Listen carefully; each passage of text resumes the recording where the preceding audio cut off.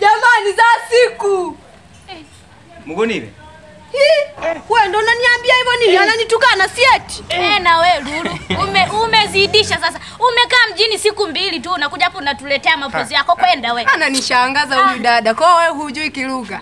Na nyie msinijoboleshe, nimesahau kweli. Tangu nimeanza kukaa kule da. Naona anaongea tu Kiswahili na Kiingereza. Siku 2 hizo tu ulizokaa da useme umesahau kilugha. Ni nyingi. Haya samani jamani. Eti hivi ni nini? Ni ndizi. Nikatieni kidogo, zina sukari. Ngoja nikukatie. Unajuaje kama zina sukari? Wewe sasa mbona unipiche chenye sukari huyu? Wewe unajuaje kuwa zina sukari? Na nungo ngatutolea mapozi. Wewe niko natania na rafiki yangu. Afu nilikukumbuka. Wewe bwana, niko natania, niko nataka na mimi niigize kimjini kumbe siwezi. Na siku moja nitawapeleka Kumbwani mkakuone. Na kipa wewe na leo. Pia sawa kwa kusudi wewe.